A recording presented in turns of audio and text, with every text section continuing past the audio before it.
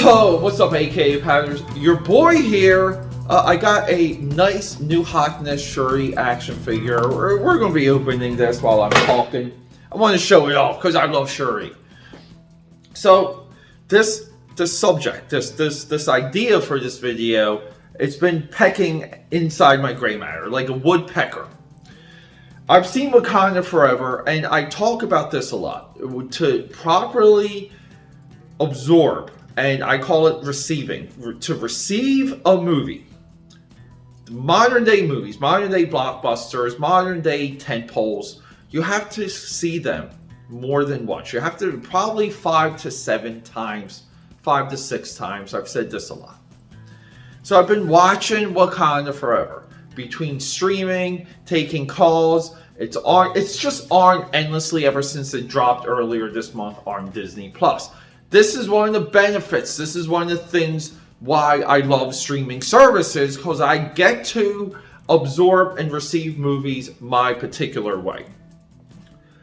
And I keep watching this movie and I keep thinking about Ryan Coogler, who I believe is one of the best storytellers. The way how he connects and builds stories, and I say connects from scene to scene. And he does these like callbacks, and mostly I'm referring to at this point Creed. Creed was not on anyone's radar. Nobody was really anticipating that movie. No one knew what to expect. People thought it was a gimmick.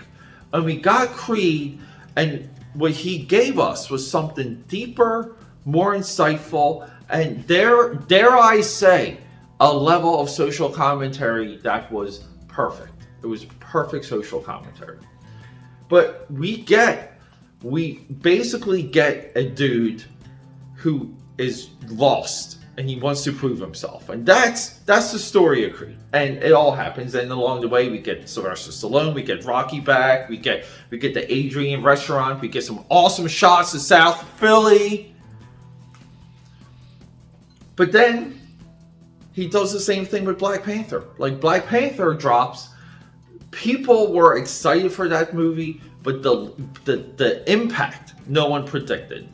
Black Panther changed things. This is one of the reasons why I love that character in the franchise so much. So we go into Wakanda Forever, and come after me if you want to. But Wakanda Forever has a perfect setup. The first roughly 33 minutes of that movie is absolutely flawless.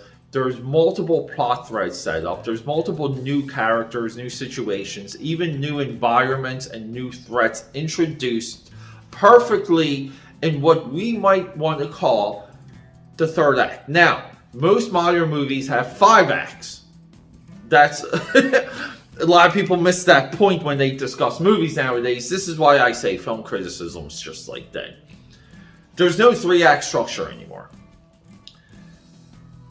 But then, again, like a woodpecker, I keep thinking that Marvel Studios, the bigwigs, the bean counters, the guys really not involved with the everyday creative, but, you know, they look at memos, they look at spreadsheets, they talk to everyone. They're doing their job. It's a valuable job, trust me, because it keeps the gears moving. There's a lot of elements for movies.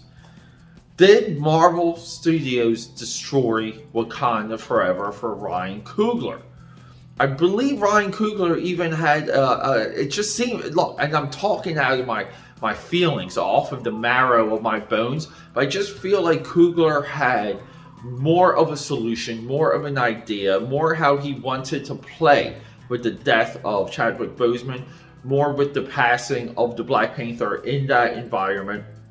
And I just feel like he was told, you have to give us Ironheart. You have to give us this. You have to give us the Nightbird or the Nightingale, whatever that crap idea was. And we get so many later introduced ideas post first act. There's no rhythm. There's no momentum. There's a disconnect. But along the way, we do get, the Shuri Namor fight at the end of Wakanda Forever is one of Marvel's best confrontations, best one-on-ones.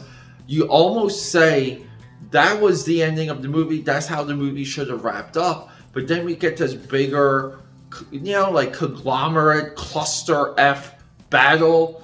Like a crumbled Pop-Tart thrown in your face. And it's just like we're in the ocean and things are happening all over the place. It seems a little too much. But the more I watch Wakanda Forever, the more I listen to it, the more I see almost like the original movie just like floating underneath. And then Marvel Studios came and they just sprinkled on all of these like other seeds. And they're like, well, just do it for us. One for you, one for me. And these seeds are going to grow into epic things. Meaning, the hopes and dreams of some of these executives, some of these bean counters are real hopes and dreams. They're legitimate, okay? Meaning, we introduce Riri Williams. We take her out of her, like, inner city, we'll call it. Let's just pump her up, make her the next Iron Man. Like, who cares? Bring her to Wakanda, make her integral in this whole plot of vibranium. And then when we do the streaming show, when we give her 8 to 12 hours, how many episodes it is, it's going to pop. It's going to be on fire. And then people are going to look at Wakanda Forever and see your work and see what you did with this character. And you're going to get all the accolades and you're going to get all the credits and you're going to do this. It's tempting. It's even tempting to take some of that logic and apply it to Namor, and you're convinced. You're convinced that there is almost like this insatiable magic around the Marvel Cinematic Universe, and that it's going to be great and it's going to be good. It's almost like, and you don't question it, but it's almost like some of these sports teams. I told you guys, sports helps us figure some things out in scenarios.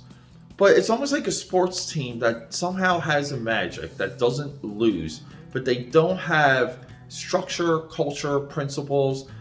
They don't have good coaching, but they just happen to win, and they happen to win in the biggest moments. And we're spoiled even as like audience members because we're just there witnessing the spectacle. But then the next following season, they struggle to make the playoffs. The season after that, they're not in the playoffs. The season after that, the team's getting rebuilt, head coach is out. These scenarios echo true to what we saw with Pixar and what we saw happen in Marvel Phase 4, the Marvel Cinematic Universe.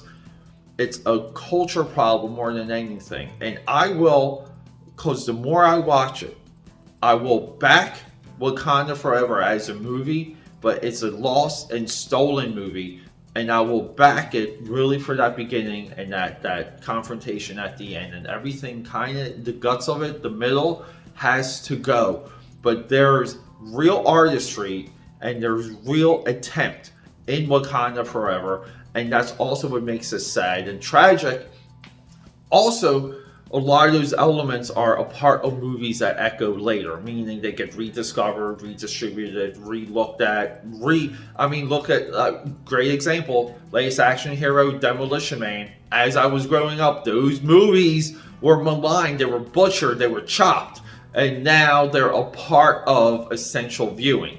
We get this a lot in cinema. I made a similar prediction for the Eternals movie, but this doesn't mean you're missing out by not watching Wakanda Forever. You're missing a donut. You're missing nothing, but there's larger lessons to learn and there's larger landscapes to observe. Peter A. DeLuca here. I love you guys so much. Rock and roll. Happy President's Day. We got more content coming. We got more live streams coming. We got more drawing coming. Because I love all of you, each one. Subscribe, support, leave a comment. Show this video to your cat. We're a cat-friendly channel. Rock and roll.